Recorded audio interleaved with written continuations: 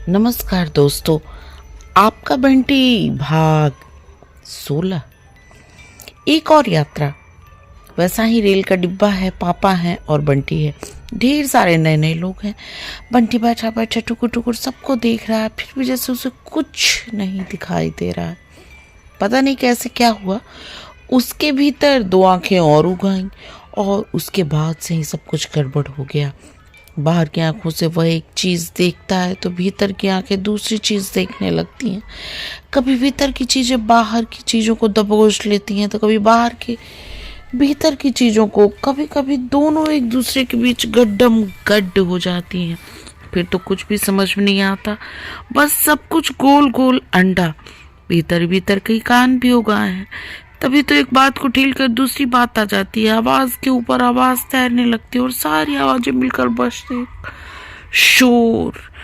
ये सब बंगाल के जादू से हुआ और क्या, पहले तो ऐसा कभी नहीं था।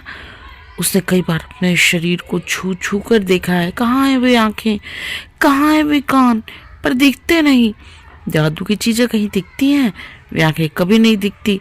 पर उन आंखें से देखे हुए दृश्य बार बार दिखते हैं और दिखते ही चले जाते हैं, ठीक ऐसे जैसे सब कुछ सामने ही हो रहा हो और जो सामने होता है सब गायब हो जाता है। बाहर की आंखें खुले खुले ही बंद हो जाती हैं। यह भी तो जादू ही है, पर किसने किया जादू, कब किया, यही सब पता लग जाए तो फिर जादू ही क्या। उसने तो किसी सरकार का जादू भी नहीं देखा। बोटेनिकल गार्डन का बड़ा पेड़, जू, दक्षिणेश्वर, बेलूर मठ, केवल नाम सुने थे। आज ही बस नाम ही जानता है। जब तुम सर्दी की छुट्टियों में आओगे तब सारी चीजें दिखाएंगे बंटी बेटे तुमको।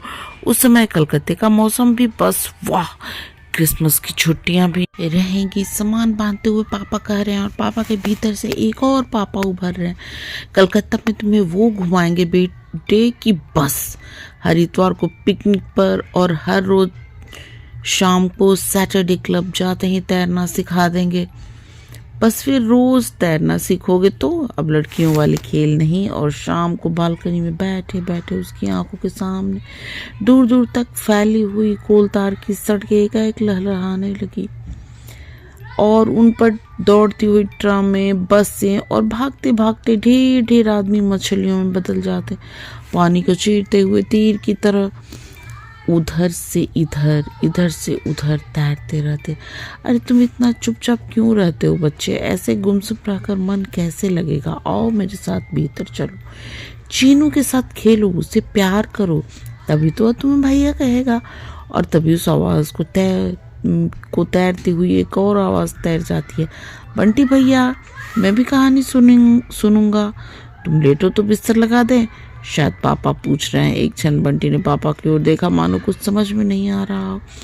सचमुच आजकल इतनी चीजें एक साथ घुल मिल जाती हैं कि कुछ भी समझ में नहीं आता। तुम लेटोगे? शायद उसे गुमसुम देखकर पापा ने फिर पूछा।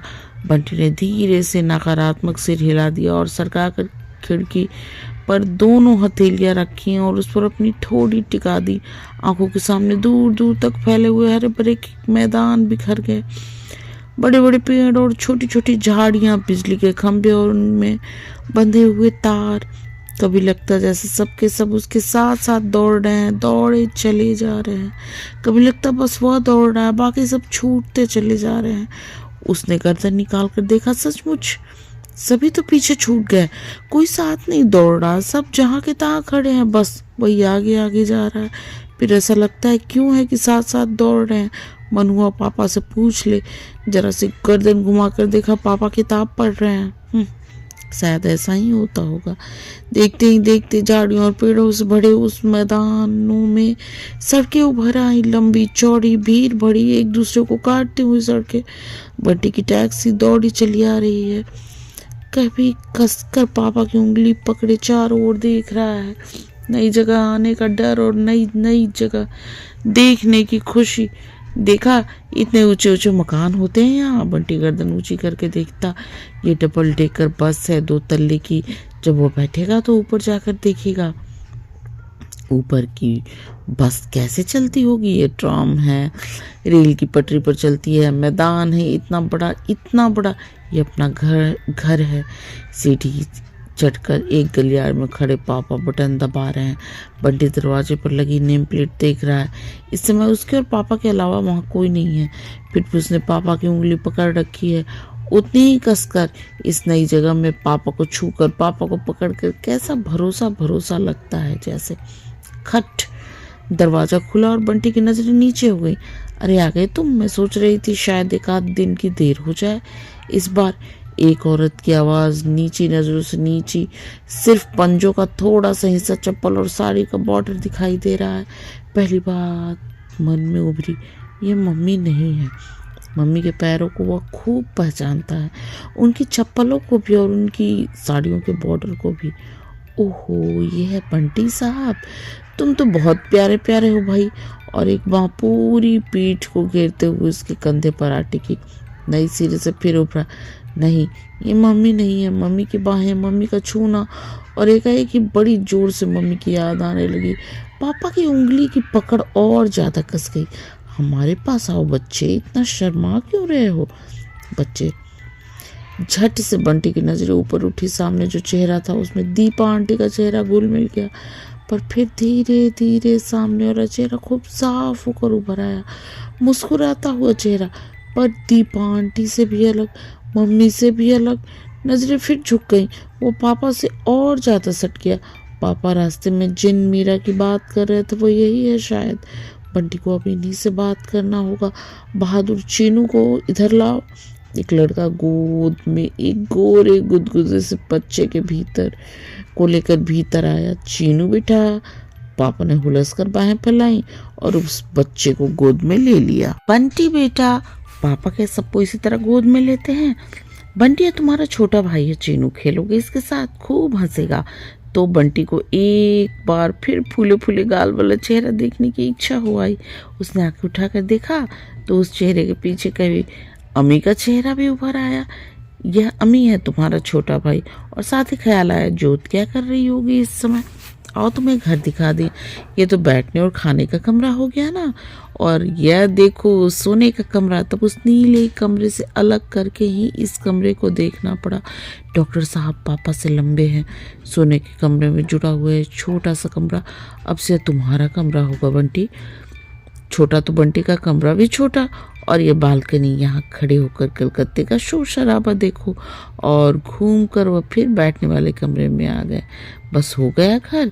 इतने से घर में रहते हैं सब लोग, कोई खुली जगह भी नहीं। और इतने दिनों से मन में बसा हुआ लंबा चौड़ा कलकत्ता, कलकत्ते के ऊंचे ऊंचे मकान, सबसे से एक क्षण में ही और धम हो गए। खाने की मेज पर बैठे हैं सब। बंटी वैसे ही चुपचाप नजरें नीचे किए हुए। आज तो तुम्हारे पापा को ऑफिस जाना था, सो जल्दी जल्दी में कुछ भी बना दिया। अब तुम हमें बता दो बच्चा, तुम्हें क्या क्या पसंद है, क्या क्या खाते हो, फिर वही सब बनाया करेंगे। वे बोल रही हैं। बंटी चुप। बता दो बेटी, शर्माते नहीं। ये तो अपना घर है, अपने घर में कैसा शर्माना। ये अपना घर छोड़कर दूसरे के घर खेलने जाएंगे कैसे? अपने घर जैसी लाट साहिबी करने को मिलती कहाँ है? कैसी मार खा कर आए हो बंटी भैया, तुम तो बस अपने घर के ही शेर हो। और वो 4 कमरे का बंगला नुमा घर अपने लहलहाते बगीचे के साथ आंखों के सामने तैर गया। पीछे के आंगन में तुलसी के चबूतरे पर टिमटिमाता हुआ दिया। फूफी के हनुमान जी, वहाँ अपना घर होगा बेटा, अपने लोग। तो वह लहलहाता बगीचा एक पीछे बंजर अहाते में बदल गया और छोटा सा घर फैलता ही चला गया, फैलता ही चला गया। ये नीम का पेड़ है, बापा ने पापा के जन्म के साथ लगाया था। और दोनों घर एक दूसरे में डूबने उतराने लगे और फिर धीरे धीरे सब गायब। बस काले काले धब्बे, गोल मोल अंडा। बंटी कुछ खाओगे बेटे, निकाल दे तुम्हें? बंटी चौका। पता नहीं पापा कब से उसके आगे खड़े खड़े उसका कंधा झकझोर रहे हैं। गर्दन भीतर की तो देखा, बैठे हुए लोग किसी बात पर जोर जोर से बहस कर रहे हैं। वो तो सुन ही नहीं रहा था, बाहर के कान बंद थे शायद। भूख लगी है? नहीं। पापा उसी के साथ बैठ गए, बाहों में समेट कर उसे अपने से सटा लिया। बंटी, तुम इतने सुस्त क्यों हो बेटे? तुम इस तरह उदास होते हो तो हमें अच्छा नहीं लगता है। बंटी ने पापा की ओर देखा। पता नहीं उसकी आंखों में आंसू हैं या पापा की। बंटी बेटा, पढ़ने जा रहा है हॉस्टल में, बहुत होशियार बनकर आएगा। वहाँ से कितनी कितनी तो चीज़ें सिखाते हैं वहाँ पे। तुम तो क्या क्या बोले जा रहे हैं पापा। बस वो सुन रहा है पर समझ कुछ नहीं रहा। पता नहीं क्या हो गया उसे, आजकल कुछ समझ में नहीं आता। उस दिन की पापा की कोई बात समझ में नहीं आ रही थी शायद, तभी तो सब गड़बड़ हो गया। उसे एडमिशन के लिए इम्तिहान देने जाना था और पापा कह रहे थे देखो घबराना नहीं, जो लिखने को दे लिख देना और जो कुछ पूछे जवाब दे देना, झेपना शर्माना नहीं, बोल्डली एंड स्मार्टली। पापा के चेहरे पर रह रहकर मम्मी का चेहरा उगाता है और पापा की आवाज़ के ऊपर मम्मी की आवाज़। देख बेटे, खूब सोच सोच कर करना और सवालों के उत्तर पेपर पर लिख लाना, फिर तैयार करते हुए एक का दाम दिया हो और ज़्यादा का पूछे तो गुना करना और ज़्यादा का देख कर एक का पूछे तो भाग। खाना खिलाते हुए भी जिस भूमिखंड के चारों ओर पानी हो उसे द्वीप कहते हैं। बस के लिए खड़े खड़े भी अकबर दूसरे धर्मों का आदर करता था। उसने राजपूतों, इस घर में पापा मम्मी बन गए, नहीं मम्मी नहीं बने बल्कि पापा पापा भी रहे। दूसरे रहते थे तो लगता था पापा बहुत पास है, पापा की हर चीज़ बहुत जानता है, पर पास आकर लगता है पापा को जानता ही नहीं। दूर रहकर भी कई बार उसने पापा को फाइलों में डूबे हुए देखा, ललाट पर 3 सल और खूब गंभीर चेहरा लिए हुए। कई बार वॉश बेसिन पर सेव करते और नाश्ते की मेज पर अखबार पढ़ते हुए पापा उसकी आंखों के सामने उभरे हैं।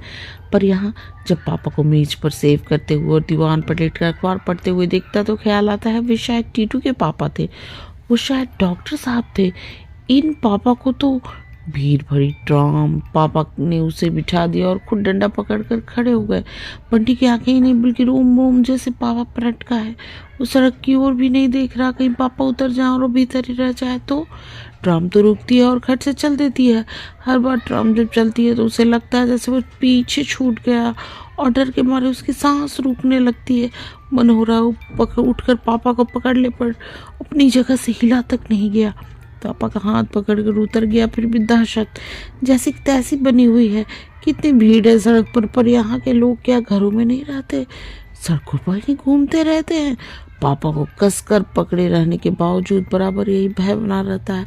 पापा का हाथ छूट गया कि वह इस भीड़ में खो गया। इतने नए नए चेहरे, नए नए लोगों की भीड़, इतने सारे लोगों में पापा को ढूंढा जा सकता है।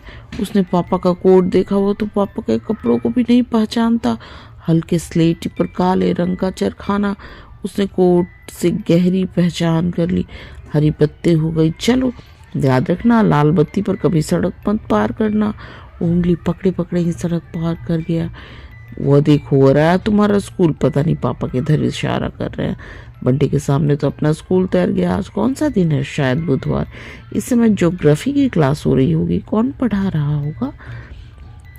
सर, महाराष्ट्र, बंगाल। वह तो बंगाल में ही घूम रहा है।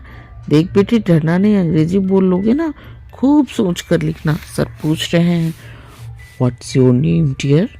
अरूप पत्रा। बट्टी को लग रहा है जैसे उसकी आवाज कांप रही है। You have come with your father?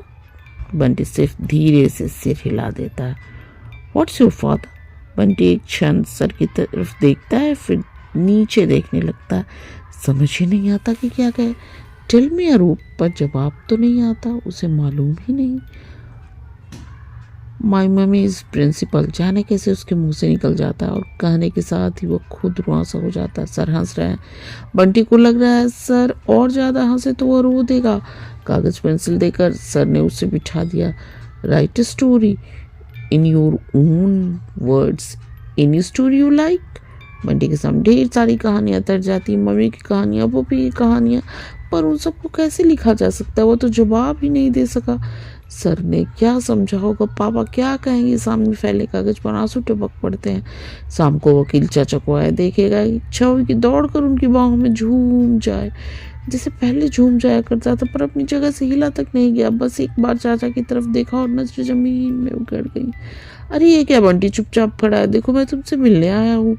चाचा ने पास आकर उसे गोद में उठा लिया और फिर जाने क्यों एकटक उसका चेहरा ही देखते रहे। चाचा की गोद में आकर बंटी को लगा जैसे चाचा अकेले नहीं आया, चाचा के साथ बंटी का अपना पुराना घर भी आ गया है। बंटी की मम्मी भी आ गई और तभी ख्याल आया, पहले चाचा आते थे तो पापा की खबर ला कर देते थे, पापा की भेजी हुई चीज़ें ला कर देते थे। अब उसने बड़ी उम्मीद से चाचा की ओर देखा। अरे वकील चाचा, आप भीतर से आ गई। क्या हुआ, दिया है टेस्ट, हो गया एडमिशन? चाचा ने बंटी को एकदम अपने से सिटाकर बिठा लिया, पर उसका मन हो रहा है उठकर यहाँ से भाग जाए। नजरें हैं कि ज़मीन में धंसती चली जा रही हैं। कहाँ हुआ एडमिशन? कुछ किया ही नहीं, शायद नर्वस हो गया था कि वे बोल रही हैं। और तभी कहीं से उभर कर आया, फूफी आज हलवा बनाओ। बंटी बेटा सेकंड आया है तीनों सेक्शन में, लगता है वहाँ का स्टैंडर्ड और यहाँ के स्टैंडर्ड में बहुत फ़र्क है। ये तो बताते थे कि हमेशा क्लास में, पता नहीं अंग्रेजी की वजह से हो, वही बोले जा रही हैं। और चाचा चुप है। चाचा चुप रहे, कोई और बोले मतलब कुछ गड़बड़ है। बंटी का मन हो रहा है कहीं चला जाए। इस स्कूल में थोड़ी जान पहचान भी थी। अब आप भी इनसे बात करिए चाचा, मेरी बात तो ये सुनते ही नहीं, यूं ही मेरा बोलना। बंटी को लग रहा है कि चाचा की नजरें जैसे उसी पर गड़ी हुई हैं।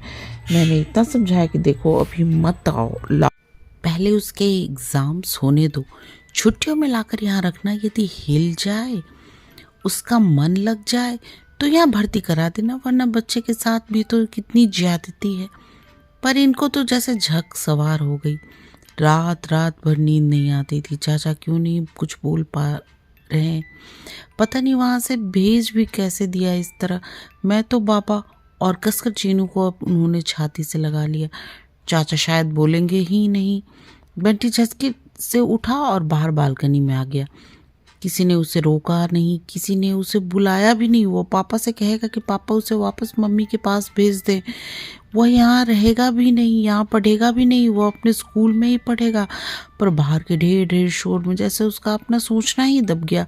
धुआं उड़ाती हुई बसों का शोर, ट्रामों की टन टन, मोटरों की पी पी, आदमियों का शोर, शाम का अखबार बेचने वाले का शोर, तरह तरह की चीज़ें बेचने वालों का शोर। कितना शोर हो रहा है चारों ओर।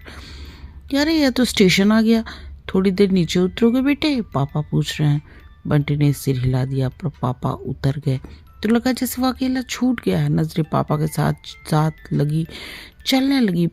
पापा हाथ में दोने लिए चले जा रहे हैं। लो खाओ। सामने समोसे और नमकीन सेव रखे हैं। बंटी खाने लगा। मिर्च तो नहीं लग रही है ना? बंटी ने सिर हिला दिया, पानी दिया तो पी लिया।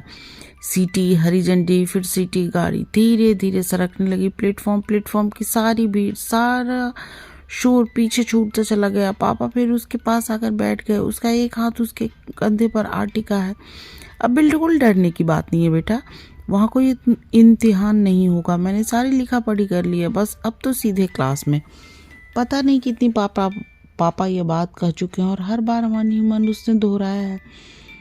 My father is divisional manager. पापा की एक एक बात उसने रट ली है, पर हो सका। बंटी ने खिड़की पर ठोड़ी टिका ली और बाहर का तो कुछ भी नहीं दिखाई दे रहा। शायद भीतर की आंखें खुल गई हैं। उसने पास जाकर पापा को अपने से लिपटा लिया। अपने पास लिपटा कर पापा उसे समझा रहे, यहाँ नहीं हुआ तो कोई बात नहीं, मैंने हॉस्टल के लिए चिट्ठी लिख दी है। बंटी बहुत हिम्मत जुटा रहा है, कहते कि हॉस्टल नहीं जाना चाहता। रात भर वो जो सोचता रह रहा है। सब कहते पर कुछ भी तो नहीं कहा जाता। हॉस्टल में तुम्हें अच्छा लगेगा, तुम्हारी उम्र के बच्चों को तो हॉस्टल में ही रहना चाहिए। अपनी बराबरी के बच्चों के साथ, उन्हीं के साथ खेलो, उन्हीं के साथ पढ़ो, उन्हीं के साथ रहो, वहाँ तुम्हें अच्छा लगेगा बंटी। वहाँ जोत है, अम्मी है, उनका साथ रहेगा। यहाँ अकेला अकेला कितना बोर होता है। प्रिंसिपल मेरे दोस्त हैं, लोकल गार्जियन रहेंगे, इतवार को अपने घर ले जाएंगे, उन्हें पापा ही समझना। तैरता हुआ डॉक्टर जोशी का चेहरा सामने से निकल गया। तो इन्हें पापा क्यों नहीं कहता रे? हॉस्टल की कितनी बातें पापा बता रहे हैं। बंटी दिमाग पर बहुत जोर लगाता है, पर फिर भी हॉस्टल की कोई तस्वीर उसके सामने नहीं उभरती। पहले पापा जब कलकत्ते की बात बताया करते थे तो कलकत्ते की कितनी तस्वीरें उभरती थी उसके मन में। एक एक जगह की अनेक अनेक तस्वीरें। बंटी तो अपनी बनाई हुई तस्वीरें नहीं ला बेटे, मीरा जानती हुई बहुत अच्छी पेंटिंग करता है, वकील चाचा को बनाकर देगा कि नहीं। एक तुम हॉबी की तरह बागवानी ले सकते हो, पेंटिंग ले सकते हो। कलकत्ते में तो बागवानी के लिए कोई गुंजाइश ही नहीं है, सारा शौक ही मर जाएगा। हॉस्टल में तो हॉबी, तस्वीरें, बागवानी, कलकत्ता, हॉस्टल सब एक दूसरे पर चढ़ते चले जा रहे हैं, एक दूसरे से घुलते जा रहे हैं। पापा और भी जाने क्या क्या बताते रहते हैं, दुलारते और थपकाते रहे। और जब उसकी आंखें मुंद गई तो उठकर अपने कमरे में चले गए। नींद में उसने देखा कि वो पापा की उंगली पकड़ पकड़ स्कूल से निकल रहा है और पापा डांट रहे हैं, गुस्सा हो रहे हैं। जोड़ बाकी के मामूली से सवाल तक नहीं आए। सारे समय उंगली पकड़े पकड़े रहते हो चिपकू कहीं के, तभी तो किसी के सामने बोला नहीं जाता। या तो लड़कियों की तरह रोगे, शर्माओगे, या और उन्होंने उंगली छुड़ाकर उसे अलग कर दिया। अलग होते ही बंटी से भीड़ में खो गया। बदहवास से वो चारों ओर देख रहा है, दौड़ दौड़ कर लोगों को पकड़ रहा है, पर जिसे भी पकड़ता हुआ धीरे से हाथ छुड़ाकर आगे चला जाता है। नए नए चेहरे, नए नए लोग, नई नई जगह। वो जोर से चीख पड़ा, पापा! बंटी, बंटी बेटा! किसी ने जैसे उसे गोद में उठा लिया। उसका नाम कौन जानता है, चेहरा नहीं दिख रहा, सिर्फ आवाज़। डर गए बेटा? सपना देखा था? देखो मैं पापा। वो आंखें फाड़ फाड़ कर देख रहा था, सामने पापा का चेहरा दिखाई देता हुआ। क्या ये क्या? वो रो रहा है? नहीं, उसकी आंखों में नहीं, पापा की आंखों में आंसू है शायद। पापा ने उसे फिर से सुला दिए। कमरे में फिर से अंधेरा हो गया, सिर्फ आवाज़ें तैर रही हैं। अंधेरे की आवाज़ें भी कितनी अलग अलग तरह की होती हैं। क्या हाल हो गया बच्चे का, कितना सहमा सहमा डरा डरा रहता है। कैसे नहीं भेजूँ इसे हॉस्टल? यह जब सबसे कटकर रहेगा, अपने बराबरी के बच्चों के बीच में रहेगा, तभी नॉर्मल होगा। हो खर्चा जैसे भी हो, जो भी हो। आप मेरी बात ठीक ढंग से समझ नहीं रहे हैं। ठीक है, मैं अभी सार बारे में कुछ भी नहीं बोलूँगी। और फिर आवाज़ें तो अंधेरे में डूब जाती हैं। अब तुम सो जाओ, बाहर भी तो अंधेरा हो चला है। तो पहली बार ख्याल आया कि सचमुच बाहर तो बिल्कुल अंधेरा हो गया है। इतनी देर से खिड़की पर थोड़ी टिका है, वो देख रहा है। पापा ने खेस बिछाकर तकिया लगा दिया तो बिना एक शब्द ही बोले चुपचाप लेट गया। नींद नहीं आ रही हो तो किताब दे, पढ़ोगे लेटे लेटे? नहीं, बंटी को नींद नहीं आ रही थी, फिर भी उसकी आंखें बंद कर ली। और आंखें बंद करते ही चारों ओर अंधेरा ही अंधेरा फैल गया। और डिब्बे में बैठे नए नए लोग, पापा, सब उससे घुल मिल गए। रंग बिरंगे तरह तरह के आकार के छोटे बड़े धब्बे उसके चारों ओर तैरते चले जा रहे हैं, अलग अलग एक दूसरे में मिलकर। फिर दृश्य, फिर तस्वीरें एक दूसरे को काटती हुई, एक दूसरे को धकेलती हुई। पापा जल्दी जल्दी खाना खाकर ऑफिस चले गए हैं और बंटी अकेला रह गया है। यूँ घर में वे हैं बहादुर, उसकी गोद में लटका वो गुदगुदा चीनू है। फिर भी उसे लग रहा है जैसे पापा उसे अकेला छोड़ गए हैं। और यह नया घर और भी ज़्यादा नया हो गया। बंटी कहाँ जाए, कहाँ बैठे, क्या करे? जहाँ जाता है, जहाँ बैठता है, वहीं जगह उसे अपने से परे धकेलती है। पापा क्या रोजी से तो छोड़कर चले जाया करेंगे? वह जो तो सोचता था वो होगा। पापा रो होंगे और रोज़ घूमना होगा। बच्चा, तुम्हारे खिलौने, किताबें वगैरह निकाल दें, खेलो, पढ़ो। वहाँ छुट्टी के दिन अपनी मम्मी के साथ क्या किया करते थे? जाने क्यों हर बार दीपा आंटी याद आ जाती हैं। वे मम्मी की तरह उस घर की बातें पूछती जा रही हैं और उसके सामने मम्मी, जोत, अम्मी, डॉक्टर साहब कोठी घूमते चले जा रहे हैं। क्या बताए, कहाँ से शुरू करें? उससे कुछ नहीं बोला जाता। चलो, तुम हमसे बात नहीं करते तो खेलो। खिलौने, बंदूक, किताबें सब बंटी के सामने रखे, पर बंटी बैठा है वैसे ही चुप। इस नए घर में आकर उसकी अपनी चीज़ें भी जैसे नई हो गई हैं। आओ हम खेलें तुम्हारे साथ। वे चीनू को लेकर पास आ बैठी हैं। चीनू प्रसन्न हो होकर खिलौनों को इधर उधर उठा पटक रहा है। ख्याल आया वो अम्मी को अपने खिलौने नहीं लेने देता था। चाबी की मोटर जूम करते हुए निकल गई। फ्लाइंग प्लेट लाल पीली रोशनी दिखा दिखा कर घूम रही है। चीनू किलकारी मार रहा है। चीनू देख, वो गिरा, चीनू देख। और चीनू के साथ साथ वे भी हंस रही हैं। एक एक खिलौना चीनू को चला चला कर दिखा रही हैं। बंटी बालकनी में खड़ा है। सामने की भीड़ भाड़ शोर शराबा में डूबा हुआ। ढेर ढेर आवाज़ें पर कुछ समझ में नहीं आ रहा है। ढेर ढेर शक्लें हैं पर कोई पहचानने में नहीं आ रहा है। और उसके ऊपर यह बात कि पापा शाम को आएंगे। शाम को पापा आए हैं। कैसे रे बंटी, क्या किया सारे दिन बेटे? जवाब ये दे रही हैं। सारे समय बालकनी में बैठा रहा, बिल्कुल नहीं बोलता। मैं तो खेलने भी बैठी, पर सच मुझे तो तरस आने लगा। और इस चीनू को देखो, 5 बजे से ही आंखें फाड़ फाड़ कर चारों तरफ ऐसे देखता है जैसे कुछ ढूंढ रहा है, बस तुम्हें ढूंढता है। ये तो अब तुम्हें बहुत मिस करने लगा है। उन्होंने चीनू को पापा की गोद में लाद दिया और हंस रहा है, पापा के बाल नोच रहा है। ले भैया के गाल नोच। पापा ने चीनू को बंटी की ओर मोड़ दिया तो चीनू बंटी के गाल नोचने लगा। लो प्यार करो इसे, इससे खेलो, इससे दोस्ती करो बेटे। तो बंटी ने उंगलियां उसके गुदगुदे गालों पर फिरा दी। चीनू ने पापा की गोद में खड़े होकर पापा के कान पकड़ लिए। चीनू हंस रहा है, वे हंस रही हैं, ये तुम्हारे कान खींचकर तुम्हें ठीक करेगा। पापा भी हंस रहे। बंटी चुपचाप उठकर बालकनी में चला गया। जगमगाती बत्तियां, लाल पीली नीली नियॉन लाइट्स, रात में जैसे सड़क बिल्कुल बदली हुई लग रही है। चीजें इतनी बदल कैसे जाती हैं? फिर वही प्रश्न, अकेले में डरोगे तो नहीं? सो जाओगे ना? बंटी का मन हो रहा है कि कह दे, वो बहुत बहुत डरेगा। इस घर में तो वो अकेले सो ही नहीं सकता। यहाँ वहाँ तो फिर भी अम्मी और जोत थे, यहाँ तो वो सारे दिन भी इस तरह से डरता ही रहा है। पता नहीं कैसे कैसे डर। अरे बंटी इतना बहादुर बच्चा है, कोई लड़की है जो डरेगा? न हो तो बहादुर भी यही सो जाएगा। क्यों बच्चा, ठीक है ना? और बीच का दरवाज़ा खुला रहेगा बेटे, हम लोग तो उधर हैं ही। वे और पापा ही बोले चले जा रहे हैं। बंटी तो कुछ बोल ही नहीं पाता। सो जाओगे ना? बंटी ने एक बार पापा की ओर देखा। पापा ने के साथ उनका चेहरा भी था और बंटी ने धीरे से कह दिया हाँ। बहादुर तो पड़ते ही सो गया, पर बंटी जैसे कंबल के नीचे भी कांप रहा है। अपने अपने पलंग पर सोते हुए अम्मी और जोत, इस कमरे में आए हुए रोशनी का टुकड़ा, बातों के टुकड़े, सबको जैसे पकड़ने की कोशिश कर रहा है। खट, उधर की बत्ती बंद हो गई, जैसे हाथ से वो रोशनी का टुकड़ा भी फिसल गया। जोत और अम्मी के पलंग भी जैसे कहीं अंधेरे में डूब से गए। सिर्फ आवाज़ें और फिर वही बंटी जैसे बिल्कुल अकेला हो गया। क्या पापा और ये भी? इच्छा और ये उठकर देखे, वही दृश्य अंधेरे में भी जैसे चारों ओर लटक गया। जाने कैसे हिम्मत आ गई। दबे पैरों बंटी दरवाजे पर आकर खड़ा हुआ। झांक कर देखा, अंधेरा गुप्त, कहीं कुछ दिखाई नहीं दे रहा। तभी एक छोटा सा लाल तारे जैसा कुछ चमक गया। लाल सुर्ख, क्या है ये? कौन? बंटी दौड़कर अपने बिस्तर में दुबक गया, पर बिस्तर में लेटकर भी बंटी का दिल धक धक कर रहा। वह लाल लाल क्या चमक रहा था? पापा ने देखा तो नहीं? फिर वही बात, पापा अपने पास बिठाकर पूछ रहे, एक बात कहें बेटा, मानोगे? बंटी नजरे पापा के चेहरे पर टिका देता। तुम मीरा को क्या बोलते हो? बंटी चुप। मम्मी कहोगे? बंटी डॉक्टर साहब को पापा कहा कर बेटे, और तड़ाक से दिया हुआ अपने कान जवाब ही कानों में गूंज गया। मेरे पापा तो कलकत्ते में हैं। पर अब जैसे कोई जवाब ही नहीं सूझ रहा, वह सिर्फ पापा की ओर देखता रहता है। छोटी मम्मी ठीक है? तो आंखों के सामने जैसे मम्मी आकर खड़ी होगी। बंटी की नजरें झुक गई। शर्म आती है? शर्म की क्या बात है, मम्मी ही तो है। पापा की मम्मी वे, यहाँ वहाँ की मम्मी वे, यहाँ की मम्मी ये, कहोगे ना? बंटी ने धीरे से हाँ कह दिया, और कहने के साथ ही जैसे भीतर की आंखें रो पड़ी। पापा पीठ थपथपा रहे। उन्होंने कहीं देख तो नहीं लिया? लड़की की तरह रोते हो? बच्चे उठो, बच्चे, बहुत दिन उगाया।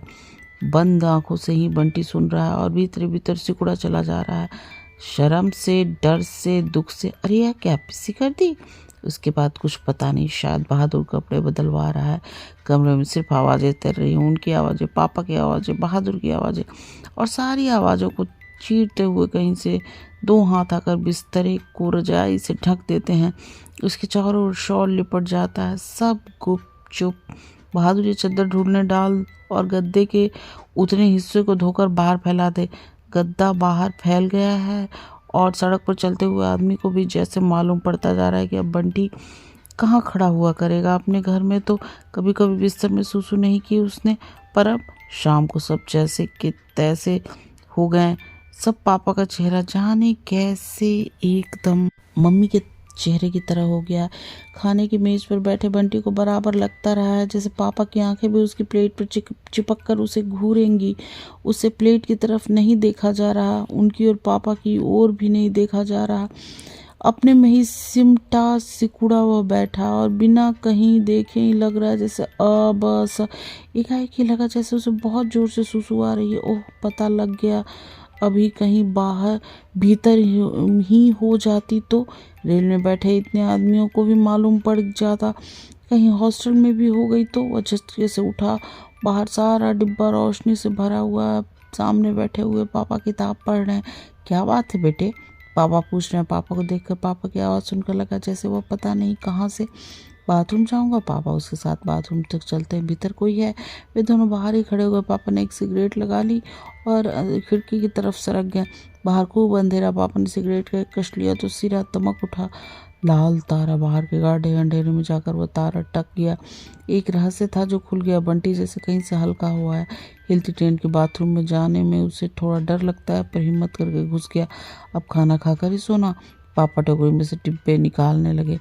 बंटी खिड़की में से झांकने लगा। स्याह अंधेरे में जुड़े हुए रोशनी के छोटे छोटे चौखटों को पूरी कतारें उसके साथ साथ दौड़ी चली आ रही हैं। एक क्षण को बंटी का मन कहीं से फुला का मन हुआ हाथ निकाल कर एक चौखटे को पकड़ ले। सिर आगे किया तो सामने वाले चौखटे पर ही काला सा धब्बा उभर आया। बंटी सिर हिला हिलाकर, हाथ हिला हिलाकर उसमें तरह तरह की आकृतियां बनाने लगा। जो तरमी होते तो उसे दिखाते।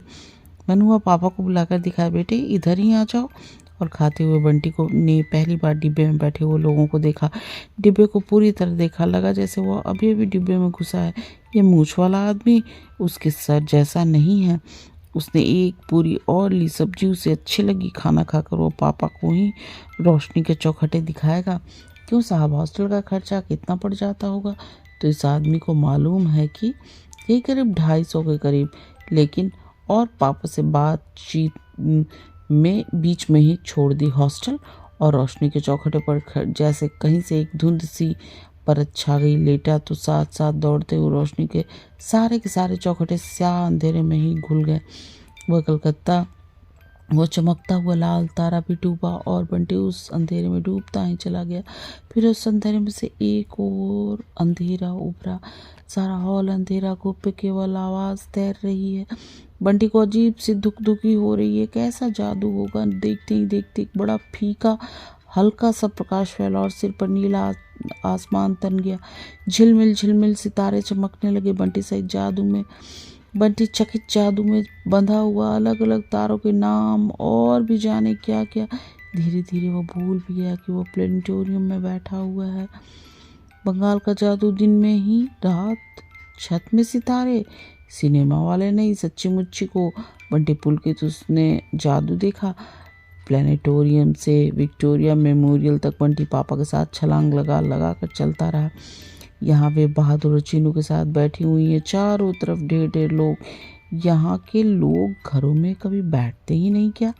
उन्होंने चीनू को पापा की गोद में बिठा दिया।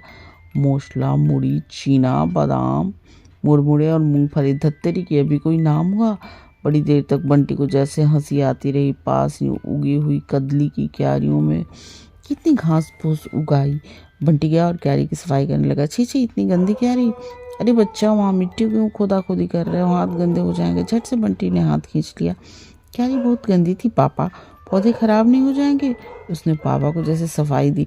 पापा एक क्षण उसकी ओर देखते रहे, फिर उनका चेहरा जाने कैसा कैसा हो गया। बंटी ने कुछ गलत कर दिया? नहीं, पापा ने तो उसे गोद में बिठाकर प्यार किया। रात में सोया तो छत पर फिर तारे झिलमिलाने लगे। जमीन पर चाबी वाली मोटर दौड़ने लगी। फ्लाइंग प्लेट घूमने लगी। 2 पहलवान बॉक्सिंग करने लगे। चीनू की कुलकारियां गूंजने लगी। हम भी चलाएगा श्राप, हम भी चलाएगा। अपनी मिचमिची आंखों से झपकते खोलते बहादुर हर चीज को बड़े कौतूहल से देखने लगा। हवा के बीच में कहीं मोगरा खिलाया तो कहीं ढहेलिया। तुम बहस मत किया करो मीरा, इस बात पर कुछ भी मत कहो। एकाएक सारे तारे बुझ गए। मोगरा डहेलिया गायब हो गए। सारा दृश्य झांका तहाँ स्थिर हो गया। सिर्फ पापा की आवाज़ यहाँ से वहाँ तक गूंजती रही, गुस्से से भरी हुई आवाज़। मुझे कुछ किसी और स्कूल में कोशिश नहीं करनी, उसे हॉस्टल नहीं भेजना है। यहाँ घर में रखने के लिए मैं उसे नहीं लाया हूँ। मैं क्या जानता नहीं इस घर में। और फिर बात हो गई टुकड़े टुकड़े। अब नॉर्मल महीना कैसे चलेगा तुम्हारा जिद? मेरा तो कुछ कहना ही गलत। और फिर केवल आवाज़ें, बिना शब्दों की आवाज़ें, कभी जोर जोर की, कभी दबी दबी फुसफुसाती हुई। तो फिर सन्नाटा। तो पापा उसे सचमुच हॉस्टल भेज देंगे? हॉस्टल भेजने के लिए यहाँ लाए हैं। सन्नाटा और ज़्यादा गहरा हो गया। बंटी ने अपने दोनों पैर सिकोड़कर पेट में सिटा लिया और दोनों हथेलियों को जांघों के बीच दबोचकर अपने को पूरी तरह समेट लिया। न्यू मार्केट की भीड़ भाड़, चहल पहल, बाजार नहीं जैसे कोई प्रदर्शनी हो। पापा के हाथ में लिस्ट और चीज़ें खरीदी जा रही है। बंडल लेके बढ़ते ही जा रहे हैं। बंटी कभी दर्जी के यहाँ नाप दे रहा है, कभी जूते वाले के यहाँ जूते पहन कर देख रहा है। एक साइज बड़ा ही दो। बच्चे को बढ़ते देर नहीं लगती। जूते, मोजे, बनियान, पैंट, शर्ट्स, जाने कितनी चीज़ें हैं। बंटी को सिर्फ पापा के साथ रहना है। अपना नाप देना, चुनने का तो कोई प्रश्न ही नहीं। कपड़ा, रंग, डिज़ाइन, संख्या सब कुछ पहले से ही तय है। ये वाला नहीं, वो वाला, नीला नहीं, ब्राउन, बटन नहीं, जिप, एक नहीं दो। मम्मी को तो वह परेशान कर देता था। लिस्ट पर टिक मार्क लगता जा रहा था। सूट की अटैची, एयर बैग, होल्ड ऑल, सब पर बंटी का नाम। पता देखकर ही बंटी को मालूम हुआ कि पापा आजकल चौरंगी रोड पर रहते हैं। वह तो उसे अब तक एल्गिन रोड ही समझे था। बाहर की भीड़ भाड़ से लौटते तो घर बड़ा सुनसान सा लगता है। एक अजीब सा सन्नाटा, जहाँ कहीं भी वे पापा और बंटी बैठते, जाने कहाँ से बंटी के मन में सा उभर आ जाता। उसके बाद बराबर लगता है कि पापा की आंखें भी सब तरफ से बस उसे ही देख रही, पर मम्मी की तरफ पापा की आंखें को उसने कभी नहीं देखा, ना प्लेट में, ना इधर उधर। मम्मी की आंखें तो देखे भी कितने दिन हो गए। बंटी की सारी चीज़ों पर नाम टक के आज रात को टाँक दूंगी, आज रात को ज़रूर टाँक देना, इट इज़ अ मस्ट। मुझे मालूम है। रात में बंटी बाथरूम जाने के लिए उठा तो देखा अपने चारों ओर ढेर सारे बैग फैलाए हुए नाम टाँक रही हैं। बंटी एक क्षण ठिठक कर देखता रहा। जा बेटे, तू जाकर खाना खा ले और सो जा, मैं सब कवर चढ़ा दूंगी। क्षण भर में दोनों चेहरे, दोनों दृश्य एक दूसरे में घुल मिल गए। सामान बंध रहा है, उसके पुराने कपड़े, उसके खिलौने, उसका बक्सा, सब अलग करके रख दिए गए हैं। बंटी चुपचाप बैठा सब देख रहा है और कहीं उभर रहा है। ये सब खिलौने इस टोकरी में जमा दो बंसीलाल, ये सब बंटी की पसंद के खिलौने हैं। बंदूक नहीं आ रही तो हाथ में ले जाएगा, यह तो उसकी खास चीज़ है। बहादुर और चीनू उन खिलौने पर जुटे हुए हैं। टैक्सी नीचे खड़ी है, बहादुर सामान उतार रहा है, सारा नया नया सामान। उसका नाम न हो तो वो उनमें से एक भी चीज़ को पहचान भी ना पाए। वे चीज़ नीचे खड़ी हैं, बहादुर चीनू को लिए खड़ा है। पापा पीछे सामान जमा रहे हैं। प्यार करवा कर और नमस्ते कर बंटी टैक्सी में बैठ गया। जाने कैसे मम्मी का चेहरा रह रहकर उनके चेहरे पर चिपक जाता। पूरा का पूरा दृश्य किसी और दृश्य के साथ घुल मिल जाता है। कभी वो मम्मी बन जाती हैं, कभी वे रह जाती हैं। टैक्सी चली तो उन्होंने हाथ जरा सा ऊपर उठाकर हिला दिया। वे, वो बहादुर, चीनू सब पीछे छूट गए। एक क्षण को आंखों के सामने वो कमरा उभर आया जिसमें अभी अभी वो अपना सारा सामान और सारे खिलौने छोड़कर आया है। अब शायद वह कभी अपनी बंदूक नहीं चला पाएगा। बार बार उसे लग रहा है जैसे पापा उसे बाहों में समेट कर अपने पास खींच लेंगे, कुछ कहेंगे नहीं। ऐसा तो मम्मी करती थी। पता नहीं क्यों पापा का, मम्मी का, उनका, सबके चेहरे एक दूसरे में गड़बड़ होते जा रहे हैं। हरे कृष्ण कृष्ण कृष्ण हरे हरे। जोर जोर से कहीं गाने की आवाज़ आ रही। बंटी की आँख खुल गई। ओह, वह गाड़ी में है। गाड़ी शायद खड़ी है, डिब्बे में ही कोई गा रहा है। बंटी उठकर बैठ गया। दो लड़के लड़की की टिकटी बजा कर गा रहे हैं। झूम झूम कर। पानी पियोगे बेटा? उसे उठा देखकर पापा ने पूछा। पापा के पूछने से ही लगा कि उसे प्यास लग रही है, शायद बहुत देर से प्यास लग रही है। पानी पीकर बंटी फिर सो गया। वह लड़के उतर गए, पर हरे हरे की आवाज़ जैसे सारे डिब्बे में भर गई है। हर तरफ से जैसे वही आवाज़ें आ रही हैं। संगीत की लय गाड़ी के हिचकोले के साथ साथ बंटी जैसे कहीं गहरे में डूबता जा रहा है। गाने की आवाज़ में ढेर ढेर आवाज़ें मिलती जा रही हैं। आवाज़ें आकार ले रही हैं। चल बेना, हाव हो बेना, इनकलाब जिंदाबाद। कतार बंद कर हवा में मिट्टियाँ उछालते लोग चले आ रहे हैं, लाल झंडियाँ लिए। ये कम्युनिस्टों का जुलूस है। कलकत्ता जुलूसों का शहर है, पापा बता रहे हैं। बंटी रोज जुलूस देखता है और लोगों के साथ साथ खुद भी चिल्लाता है। उसने चौल बेना हो बेना सीख लिया है, पर बस मन ही मन में। रोज सोचता है वो भी जोर से चिल्लाएगा, हवा में मुट्ठी उछाल कर चौल बेना, पर एक दिन भी चिल्ला नहीं पाया। बोलो हरी हरी बोल, हरी बोल। साथ में घंटी टुनटुना रही है। मरे हुए आदमी को यहाँ इसी तरह से ले जाते हैं, पापा ने बताया तो बंटी एक क्षण को सख्ती में आ गया। अनायास ही दोनों उंगलियां जुट गई। स्काउट मास्टर ने बताया था डेड बॉडी को देखकर सैल्यूट करना चाहिए, मुंह भी खुला हुआ। मरा आदमी और जिंदा आदमी की तरह ही होता है। कहीं जिंदा आदमी को ही तो नहीं ले जा रहे हैं। 2-3 दिन तक उठते बैठते सोते जागते हरी बोल ही गूंजता रहा, साथ ही एक अजीब सा डर। धीरे धीरे सारी आवाज़ें भी गायब हो गई। पापा के साथ चला जा रहा है। एकदम नई और सुनसान जगह है। वो सामने तुम्हारा हॉस्टल है, पापा ने कहा तो बंटी की आंखें ऊपर उठ गई। कहीं भी तो कुछ भी नहीं। तुम्हें प्रिंसिपल से मिलवाकर, सबसे जान पहचान करवाकर शाम को हम चले जाएंगे। और पता नहीं बंटी को क्या हुआ कि पापा जाएं उसके पहले वही पापा को छोड़कर दौड़ पड़ा है। वो दौड़ता जा रहा है बिना पीछे मुड़े, बस आगे नदी, नाले, पहाड़, मैदान सब पार करता जा रहा है और फिर पता नहीं कहाँ गिर जाता है। सफ़ेद दाढ़ी, सफ़ेद जड़ा, खड़ाऊं कमंडल। एक साधु उसके पास खड़े हैं। वो डर नहीं रहा है, उस साधु को तो उसने कई बार देखा पर याद नहीं आ रहा है कहाँ कब। तुम कौन हो बेटा, कहाँ से आए हो? बंटी याद करने की कोशिश कर रहा है पर जैसे उसे कुछ भी याद नहीं आ रहा। बोलो बेटा, बताओ। वो बहुत जोर लगा रहा है, वो कहाँ से आया है, कहाँ से? और उसके मन में एक अजीब सी दहशत भरने लगी है। डरो नहीं, बताओ बेटा। उसका कंधा थपथपा रहे हैं। बंटी उठो बेटा, अब उतरना है। जब कोई उसे कंधों से पकड़े हुए उसे याद दिलाने की कोशिश कर रहा है। वो कुछ जवाब दे सके। उसे गोद में उठाकर किसी ने खड़ा कर दिया। सफ़ेद दाढ़ी वाले चेहरे में